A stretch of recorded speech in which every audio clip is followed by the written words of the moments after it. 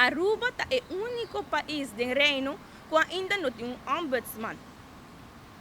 Esse também põe com nós queda com um par de retos que temos dilante.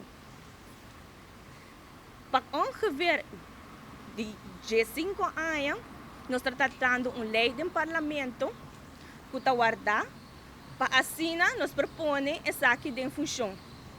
Ano passado, na 2020, do Parlamento de Aruba, nós aprovamos a lei de ombudsman e assim que nós por começar a trabalhar riba. Pero também aspecto não pendente da lei, por exemplo, perfil schets que está pendente pele e outra coisa que nós está pendente. Bijvoorbeeld, nós põe essa aqui na mundo, bijvoorbeeld nós que põe de staatsregeling de Aruba, assim nós por ancrele na uma maneira que é pobira de peso para nossa comunidade. Ou seja, aqui está muito importante. O ombudsman tem uma função muito importante para o povo de Aruba. Também é parte de nos dia 24 de fevereiro, ano passado, nós estávamos tendo uma reunião pública caminda que trata o cambio de staatsregeling de Aruba.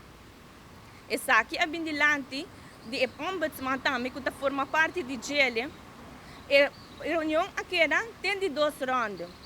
Do ambiente não pode apresentar, assim, que a reunião não é dor, pero é boa notícia tá que na março a Wokinana tem planeado que a reunião aqui por seguir.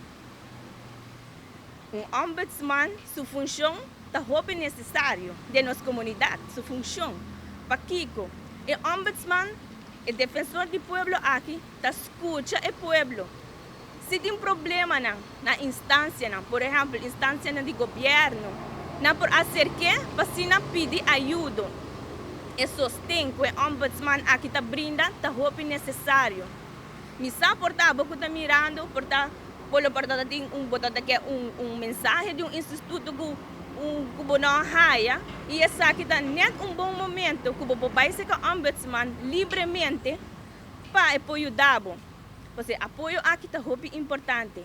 E é bom que está em confiança. E privacidade que o ombudsman está brindando está muito necessário. Pensei que está muito importante que nós todos por trabalhar junto como parlamentário e junto de outra fração também, a de parlamentário de MEP, para assim que agora nós também para tratar a lei viaja mais de staatsregeling e wijzigingen para também por pro a lei aqui.